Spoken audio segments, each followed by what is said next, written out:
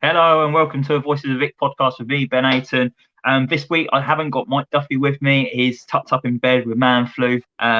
He did have a heavy one in the weekend over in Birmingham, so I'm not too sure if that's why he's actually missing as well. But I've just heard a voice note from him as well, and I didn't think it was possible for Mike to sound more like a Brummie than he already did, and it's true.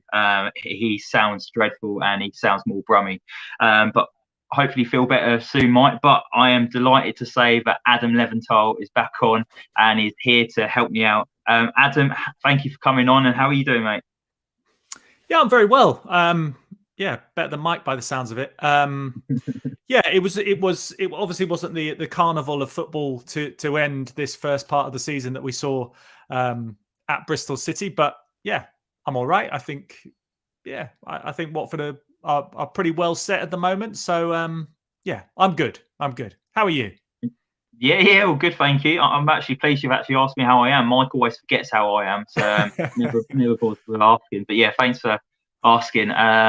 Just quickly as well, you're going over to Qatar to cover for the Athletic on the World Cup, aren't you? I imagine you're heading over in the next couple of days.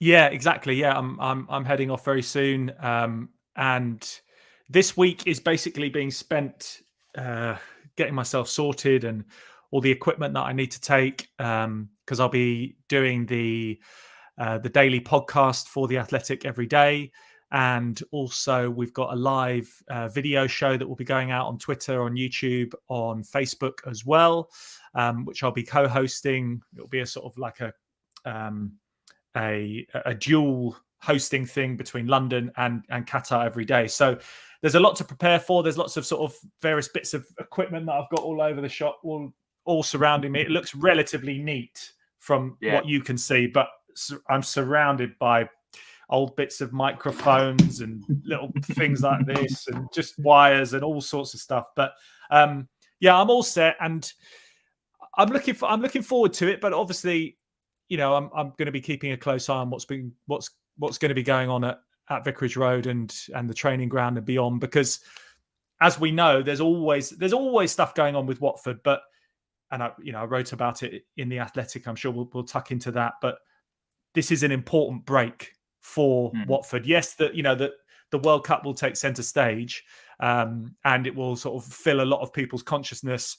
And they'll be intrigued to see what happens on and off the field in Qatar. But everyone will sort of be wanting to get back at it in the Championship, and I understand that as well. So yeah, I'll be keeping that plate spinning. Don't you worry. I'm sure you will. I'm sure there's going to be lots of things that you'll be reporting on during these 4 weeks off from Watford. Like you say, there's always something going on at Watford. So we'll be intrigued to see what actually does unfold at Vicarage Road in the next 4 weeks. But yeah, let's jump straight into it. There's not too much to discuss about this performance away at Bristol City. We had our first shot on goal within the last 10 minutes. But Watford picked up a point away from home. It's probably a game we maybe would have lost a few months back. So it shows how far Watford have maybe came under Slaven Bilic, that we actually stuck to the task. We grinded out, got another clean sheet. It's on the road as well. Picked up a point. We've moved up the table. We've moved up to fourth now. But what did you think of the performance on Saturday, Adam? It was a pretty sort of ugly game, wasn't it? I'm sure we'll come on to Dan Gosling a little bit later on, because I think that overshadowed the whole thing, seeing him go off with that injury. But you're right. I think that the fact that it sort of followed a similar trend to a lot of the other games that we've seen, especially away from home, with the home side with their tails up, playing with a bit of confidence, thinking, right, come on, we're going to get at Watford. And they did that, and they had a couple of early opportunities, but they didn't take them. So they weathered the storm. And then I thought that they looked relatively sort of under control after that, but they didn't really have that creativity. Obviously, Sarr and Joao Pedro weren't there. Yasser Asprilla wasn't there either in the first half and then into the second half. So they were lacking that spark. And I thought just overall, just sort of an overarching thing, I think they were pretty knackered, to be honest. It's been a frenetic old period. I think it's like 11 games in 40 days or something like that. I think I put the stat in the piece that I did lately. And And I think that they just looked like they were ready to get to the end of the game, and they battled hard. And I thought that there were a couple of good performances in there. I don't think it was the performance at all. It was very frustrating. There wasn't that sort of punch. There wasn't that flow of chances which you would love to see, but there were other elements of the performance in terms of the commitment that I thought was impressive. And also, let's give a word to Daniel Backman as well. That save that he pulled off in the second half was a brilliant diving save, just to his right hand side on the bounce as well. So everyone contributed to getting a vital point. And let's not forget, at the end of the season, that point might be the difference between seventh and playoffs, or playoffs and automatic promotion. So it's a valuable one. And you're right, it's one that we probably, at the beginning of Bilic's reign, and we saw them, we probably would have lost. I'm thinking Blackpool, I'm thinking especially Millwall. It sort of had that feel of Millwall. If they conceded early, they could have conceded more, and they didn't. So yeah, they weathered the storm, they got through it, and they got the point. And that's all that matters at the end of the day. It is, yeah. Win your home games, draw your away. They say that's good enough for promotion. We'll see at the end of the season. But yeah, fantastic save from Daniel Batman down on his right hand side to save that header from his fellow countryman, wasn't it? Andre Weimann, fantastic save. He just ran onto that at the far post and he dipped it around the corner, which is fantastic. But yeah, it's like you say, Watford lacked that creativity a little bit. We struggled, especially in that first half, I thought, to get anything going. I thought Keenan Davis was a bit isolated up top, but we weren't close enough to him, and he struggled. Normally you'd have João Pedro playing balls off him to get closer up the pitch, but we just lacked that intensity and creativity. But do you think it was maybe, I don't know if it might be a bit harsh for Kalu, but maybe a missed opportunity for Kalu? We've seen him come off the bench and he's looked good and he's created opportunities, but he didn't really take his chance on Saturday. But do you feel that's maybe harsh because the rest of the team maybe didn't help him out? Yeah, I think maybe it might be a bit harsh on him. I think maybe at this stage of his Watford career, and we've seen it so far, he's actually probably more useful as an impact sub, isn't he? And to come on, fresh pair of legs, tiring fullbacks or central defenders thinking, oh, right, okay, we've got to deal with him now. A box of tricks, and he's getting more and more confident, and he has played his part in recent victories for Watford at home, in particular. And where else did he do well? He did well at Cardiff as well. All those tricks that then led to the was it Wigan? Was it Wigan when he did all those tricks? And Wigan, then yeah, it was at Wigan, wasn't it? And then the corner came from that, and João Pedro scored. So yeah, look, maybe people might have been expecting, having seen some encouraging signs, for him to come on and then dominate a game. But I think the circumstances around him, the fact that he didn't have Asprilla, or he didn't have João Pedro, or he wasn't on the field when Sarr was on the field, for example. So that there were mitigating factors to the fact that he wasn't necessarily able to perform as well as he would have liked, and obviously the knock-on effect from the absences of João Pedro and from Asprilla was that there was a reshuffle in midfield as well. So I think initially Kayembe was playing a little bit further forward, and Gosling and Chowdhury were sort of more anchoring, and then there was a little bit of a switch back. I saw Gosling a little bit more advanced, but so it was a little bit of a higgledy-piggledy lineup, and that game, it just wasn't the one for necessarily anyone to shine. I don't think Ken Sema, for example, shone. And you mentioned Keenan Davis. He was looking a bit isolated.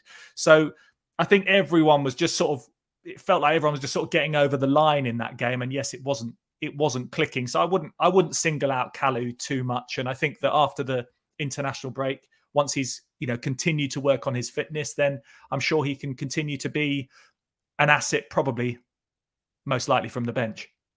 Yeah, well, more minutes for him, which was great to help his fitness up as well.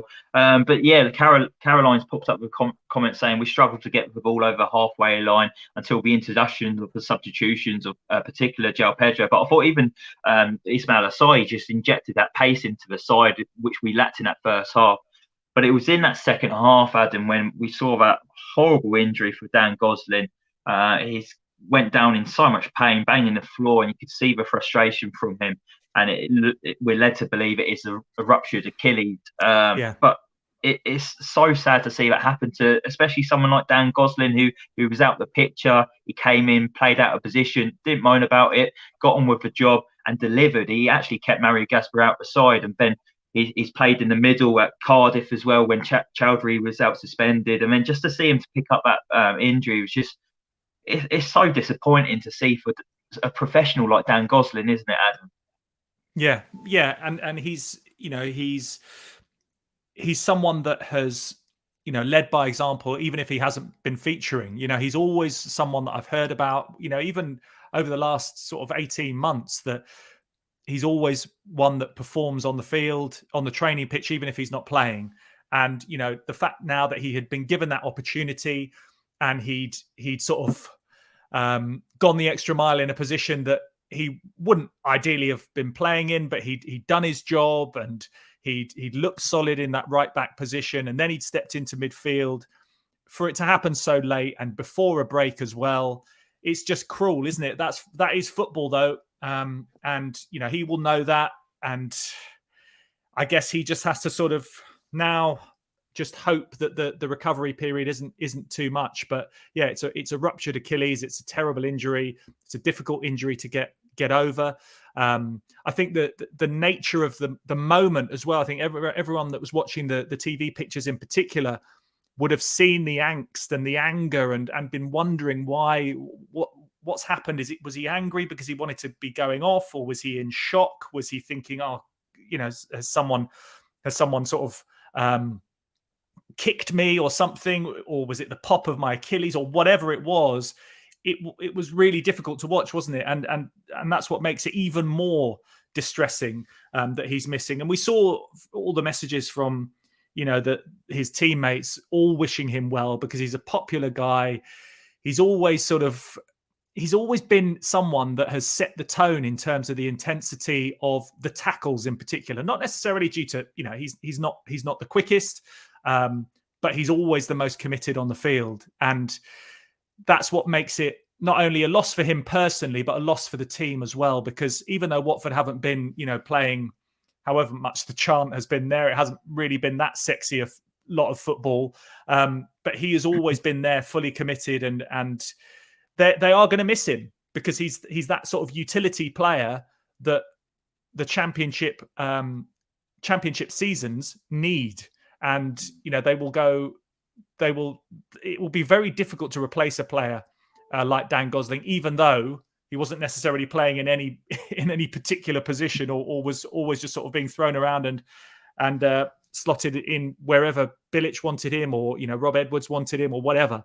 So yeah, it's really disappointing, and just fingers crossed that his recovery can go well, because he is out of contract in the summer as well. So there's that whole sort of issue of whether he's going to get his contract renewed or not. And it's just a whole combination, a perfect storm of disappointment, really, for Watford fans, for Dan Gosling, for the club, for everyone. Yeah, it's such a shame to see it happen to someone like Dan Gosling. I think Slaven Bilic said in one of the interviews the other day, saying about how he does all the stuff that no one really recognises, and he ran the most in the game as well. I think it was like 11 K he picked up.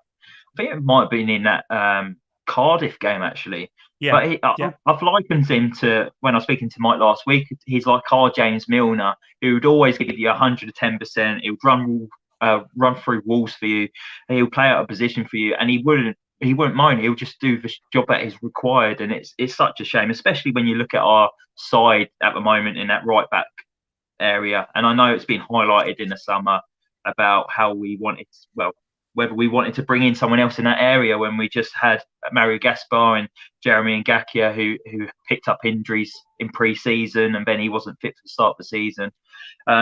So it's just frustrating that it's happened again. But isn't Jeremy Ngakia, he's working on his fitness. He might be available to travel with the squad over in Spain as well, Adam. And maybe that Bilic might want to work on him to try and get him up to speed for a return of the championship fixtures after the World Cup.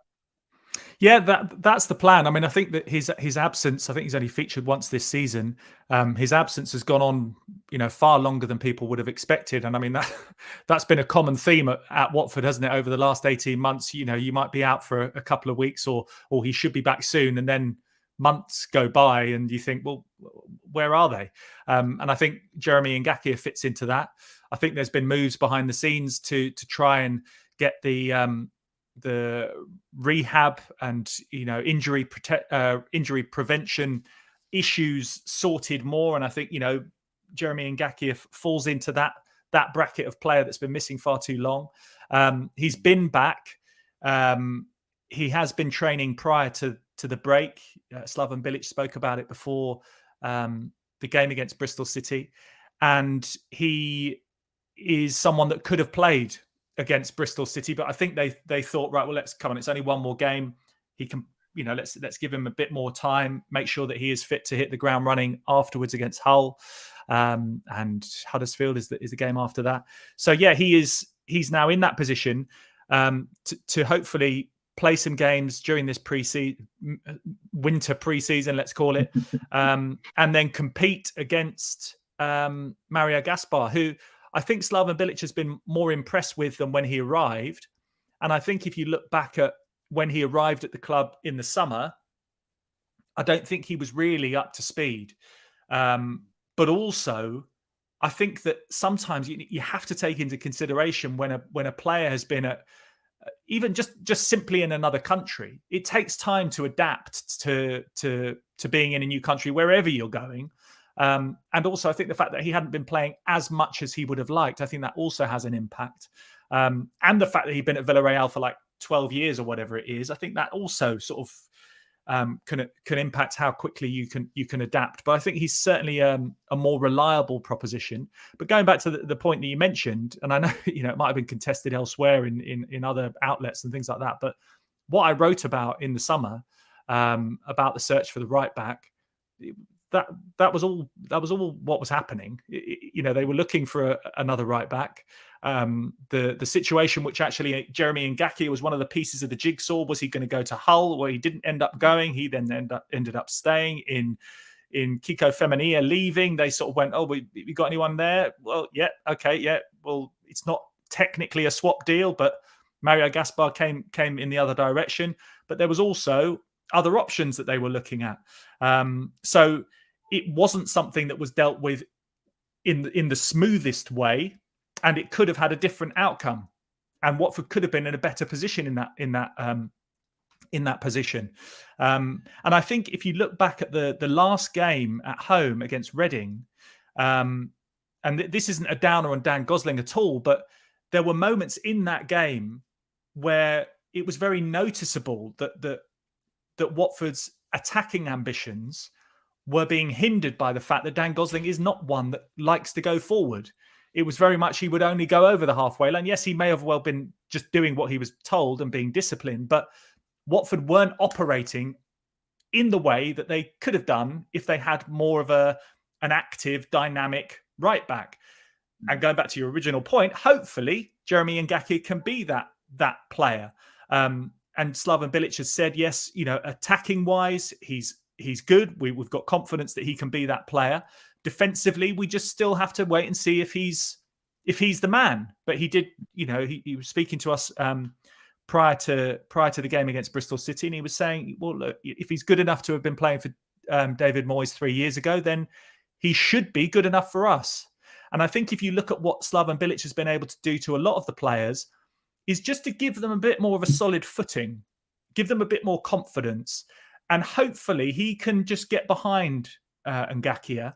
And, maybe if he brings in the likes of Julian Dix to help, and who obviously played as a fullback, to have a word in his ear and say, come on, you can do it. Let's do this, work on that. Then hopefully he can just solidify, because he was looking good back with Vladimir Ivic way back. He looked like a bit of a find and a good player. Then had a sort of couple of difficult seasons. Hopefully he can get back on track and be the player that everyone was expecting him to be. So, yeah, he's got a chance now, because it's certainly not going to be Dan Gosling pitching up in that position. Yeah, it's a fantastic opportunity for Jerry Ngakia to crack on with his career at Watford. Big chance for him to get into that starting lineup. And I see what you mean about the Reading games and other games with Dan Gosling has filled in at that right back. It's like we've seen before with the chemistry of like Ismail Assar and Kiko Femenino down at right hand side, where Kiko would be that overlapping fullback. And we've not had that with Dan Gosling. So hopefully Jeremy Ngakia can offer that for Watford, and it will give us a new dimension as well. Because at the moment, it just seems like you say, they don't want to get over that halfway line because they're doing a job defensively, been brilliant. We've been picking up these clean sheets, but just want to help out going forward, don't we? And get those crosses into the box with like a Keenan Davis to get on the end of it. But it's been a decent start for Slaven Bilic. After 21 games in the Championship for Watford, at the moment we sit fourth. Bilic has had 11 games in charge at Watford, but he took over at a time where performances weren't great. I don't think we had an overall performance under Rob Edwards where fans were walking away satisfied with the team's performance. But Slaven Bilic just came in, he's given that to Watford fans. He's actually maybe brought the fans on side, because it must have been a difficult time for Bilic to take over after Rob Edwards getting the boot, and he's came in and it was within 15 minutes the appointment was made. So you couldn't really get your head around it, but he's taken to it like duck to water, and he's done really well. Like I say, got Watford up to fourth. Watford would have taken it all day long to go into the World Cup break after the start we've had to be fourth in the league. How do you think Slaven Bilic has fared in those first 11 games? Well, yeah, look, I think in terms of the actual uplift that he's given Watford, it has been what the doctor ordered, or what certainly Gino had ordered. You know, it was Watford were 10th when Rob Edwards was sacked. I think they'd only won, what was it, 3 wins they'd had. They'd drawn 5 and they'd lost 2. It's now 11 games under Bilic. They've won 6, drawn only the 1. That was the first draw this weekend, and they lost 4. And those 4 defeats obviously came relatively early. I know they had the recent one against Coventry, and that was at a time when Bilic was just trying to get to grips with things. But you always had that confidence that he was confident that he knew what needed to be sorted out, and I think that he managed to connect with the players relatively quickly. I think they looked at him and thought, right, he knows what he's doing. His staff know what they're doing. And he just managed to sort of, I think, just give everyone a little bit of a sort of an arm around the shoulder to say, look, I know that we're in another turbulent period, but we've got enough quality in this side to do it. And I think, you know, you have to give him a lot of credit as well, that he also, in the same way that Rob Edwards was having to deal with I suppose the most notable disruption was, you know, Joao Pedro and Ismail Assar potentially leaving, which was difficult for him, and then having to deal with all the transition of the players. Slaven Bilic had to deal with quite a lot of injuries, didn't he, and disruption in that regard, especially in defence. You know, obviously we've spoken about the right back position as well, so it hasn't been easy for him. But I think that he's maybe just got a little bit more oomph to him as well in terms of what he's telling the players to do in game. And I think that has made a bit of a difference. I think we have seen little sort of tinkers that have been made in terms of what he and his staff have done in terms of set pieces and things like that. They've had more impact from corners, and, you know, a couple of nicely worked ones, one against Luton, obviously, against Cardiff as well. So, yeah, I think there has been a gradual sort of improvement in the side, and just that sort of, they've just had a bit more swagger to them, the swagger that you would expect a Premier League team who's dropped down to then come back. But you also have to keep in mind the fact that it has taken time for those players to shake off that miserable season from last season, and to actually be able to develop any sort of confidence from the season that had just gone before was pretty difficult. So I think, you know, Rob Edwards might have had to, in a similar way to Vladimir Ivic might have had to do the sort of the really difficult stuff, and then Xisco could kick on with a bit more of a happy feeling. It obviously came a bit earlier for Slaven Bilic, but I think the main thing with Bilic is, if you look at it now, Watford probably for the very first time under the Pozzo regime have got a manager in the Championship that you could see in a Premier League dugout being a success, I think. And because I still don't look at that season when we initially went up, when we had, obviously started off with Sanino and then had Garcia and McKinley and then went into Jokanovic. I thought that was a season where the players were almost too good for the division and they just managed to kick on. Yes, Jokanovic did play his part. I understand that. But I think there was never a real sort of certainty as to whether it was more the players or him that were having more of an impact. And then when Watford went up last time, there was always a doubt as to whether Xisco was the man in the Premier League. Would he be able to kick on? But now, if you look at it and you go, right, okay, Bilic has managed to sort of grab hold of things, make them a tougher team to beat. They're winning games. They're winning games a little bit with higher degrees of margin, which is something that they weren't able to do with Rob Edwards. And hopefully, he was always looking forward to this World Cup break to have even more of an impact and work them a bit harder, get their fitness up to the levels that he would like, be able to get them playing in his image a little bit more.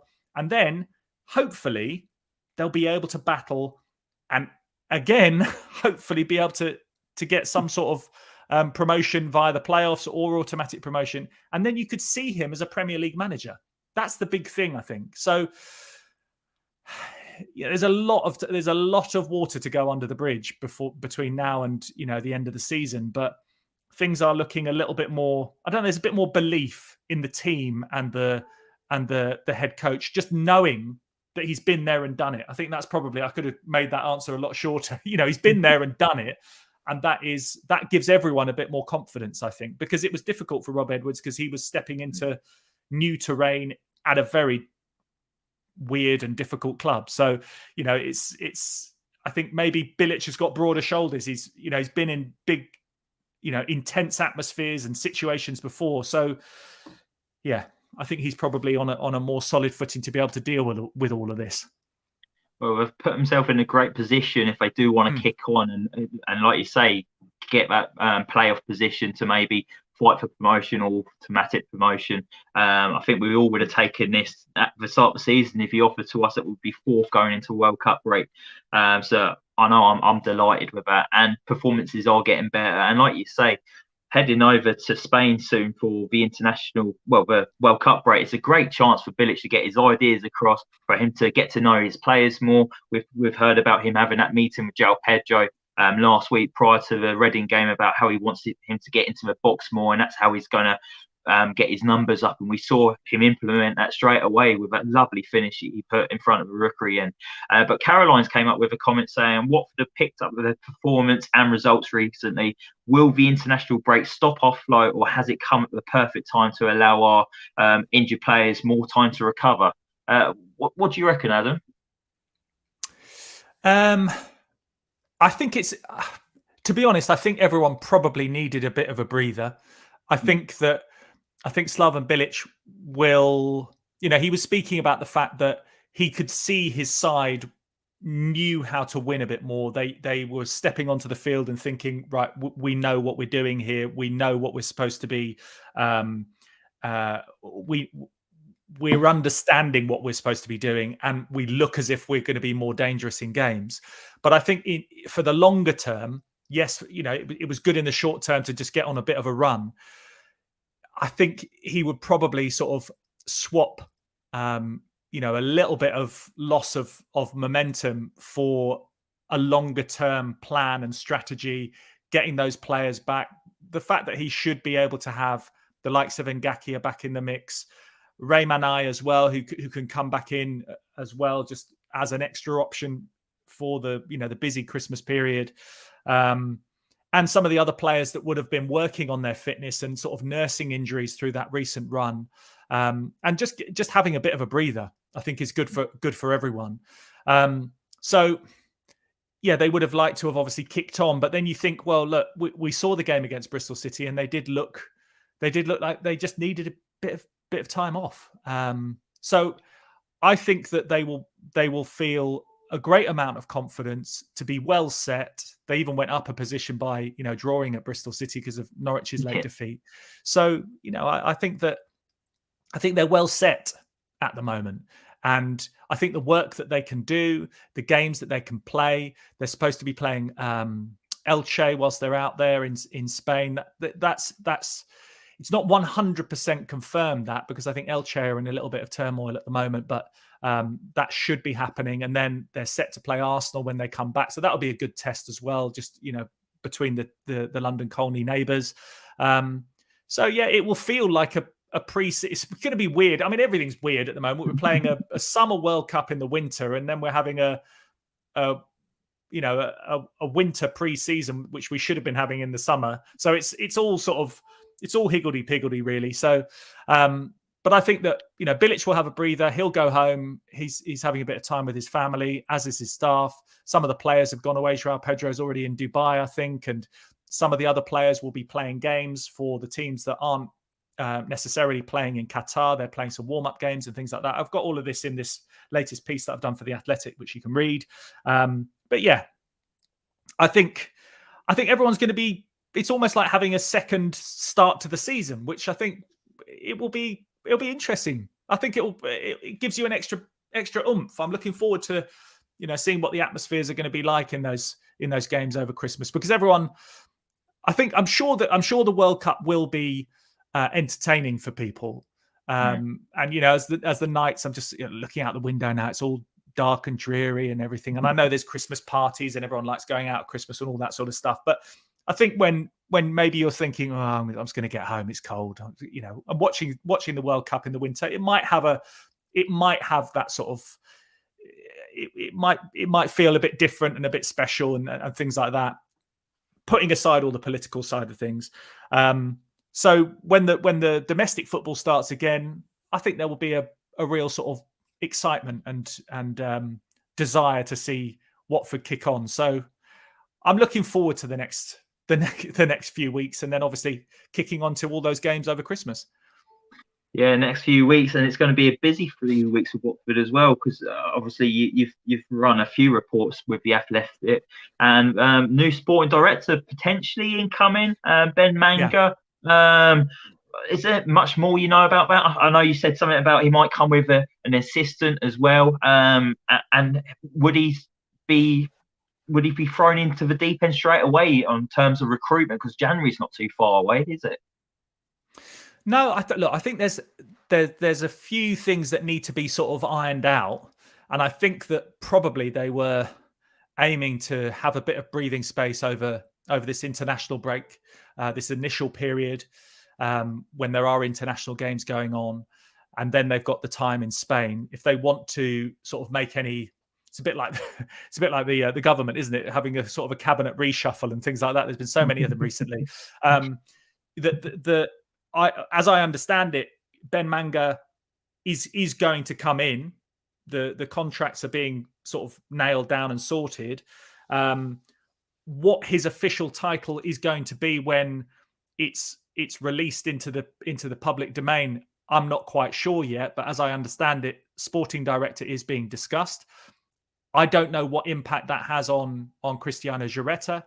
I don't know if things are going to be redesigned and he stays in situ, or he has a different role or whatever. I don't know that yet.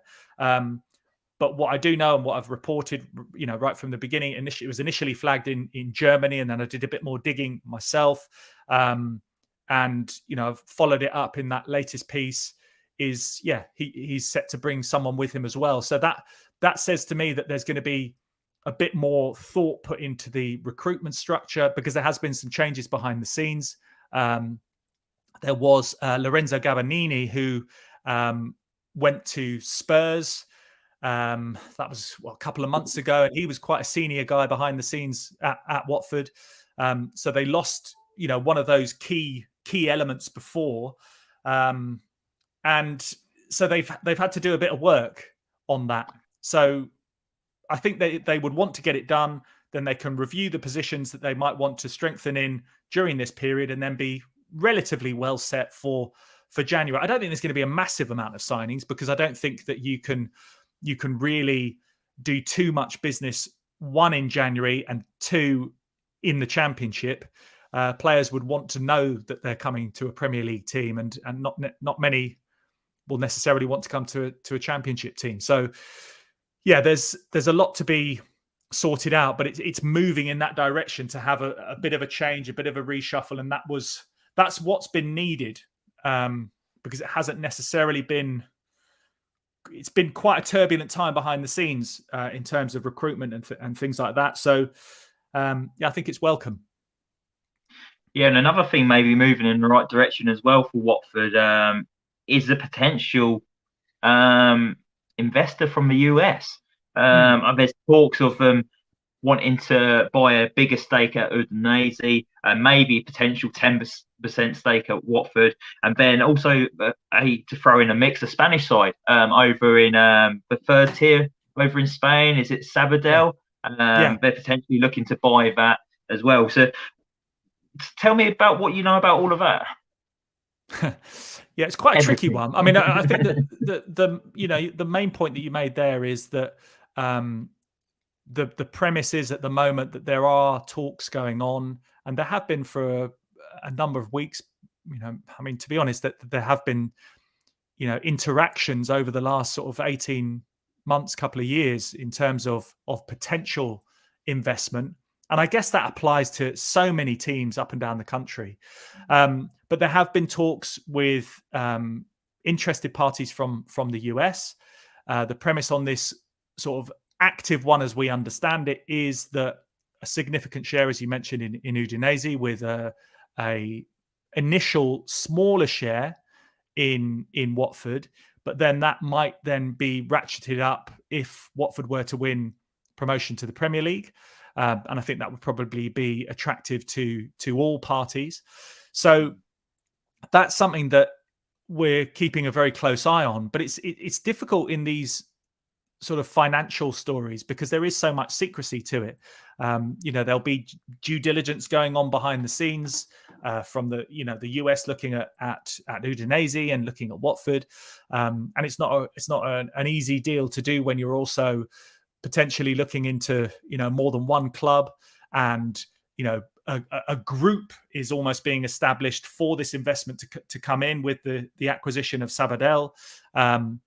So it's something that we're obviously keeping a very close eye on on the Athletic, and we've got the opportunity to look at that from so many different angles because of who we are, and obviously we've got great connections in the States, being a US company initially. So yeah, it's one that is developing, and we're keeping a very, very close eye on. And I think it's exciting really for Watford fans on a number of levels, really. Most notably, if there is the option to have help with cash flow, then that's great.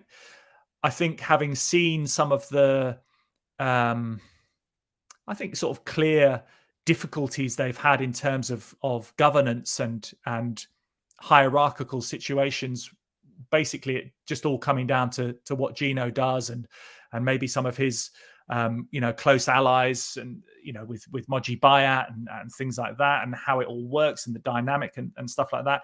If you're having to sort of just define things a bit more clearly because you've got investment from elsewhere, I think that's a positive step. So yeah, there is every chance, and it has happened in the past, that things don't fall as the Pozzos would like, or as the investor would like. But I think that this is probably the most clear and notable moment that we've seen, whereby we know that Watford is available in some form to be invested in. And we know that it is happening behind the scenes. But we're just waiting to see if it actually gets over the line. And I think that that's always the case with these investment stories, that it's difficult. It's difficult to get the deals done, and there are many moments when things can fall over. So we'll just be keeping a very close eye on it. Well, it'll be an interesting few weeks and months ahead for Watford Football Club then.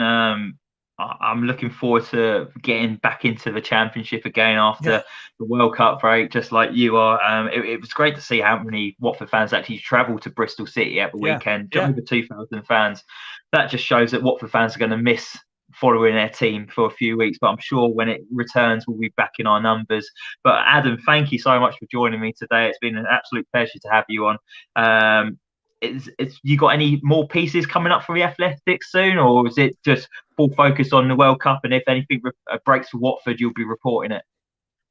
Well, look, I think there's certainly going to be there'll be continued coverage on Watford issues throughout the World Cup, and some of those will probably be generated from the World Cup. I'll be out there when Ismail Assar is there. I'll be going along to see what's happening with Senegal. I'm interested in a few other players that will be at the World Cup that were sort of either formerly with Watford or potentially might be coming to Watford in the future. Just little stories like Nicholas Nkulu, for example, who was obviously at Watford briefly last season. He's back in the Cameroon squad, who he hadn't played for quite some time. And look, over the next week, there's internationals that are going to be happening. William Troost-Ekong, of course, is going to be taking on Portugal and Cristiano Ronaldo, who's never out of the headlines. So, and also there's going to be so many people, in particular, out at the tournament. Be it administrators, players, managers, ex-coaches, agents, all that sort of stuff. There's going to be so much stuff going on, obviously on an international level, but a club level as well. So yeah, there will be plenty of things going on, and obviously the main things like investment or Ben Manga coming in, or players coming in, or news on injuries, or whatever it is, we will be keeping tabs on it on the Athletic, in addition to covering the World Cup, because I think everyone will be interested and focusing obviously in this country, in the UK, on how England are doing, how Wales are doing, and obviously they're going head to head as well. So it'll be a nice little hiatus with plenty of football going on, but soon we will be back, getting our teeth into the action at Vicarage Road and beyond. And I think that's what every Watford fans can't wait for, even though we've only just. Well, it's the game has only just really finished at Ashton Gate. So, yeah, we're ready for the action, but we have to wait a little bit. But it won't be too long. They're still probably playing at Ashton Gate, and it's still probably 0-0 at the moment. Exactly. Thank you so much for coming on, Adam. Sounds like you're going to be a busy guy in the next few weeks or months. But yeah, thank you for coming on. If you are watching on YouTube, don't forget to hit that like button and subscribe button. Mike still wants us to hit 300 subscribers before Christmas. Last week we did get some more, so it'll be much appreciated if you do hit that subscribe button. And me and Mike will be back probably during the World Cup break if anything does happen Watford related. If Adam says anything that's happened, me and Mike will be back to report on it. But yeah, stay safe, everyone, and come on, you Horns.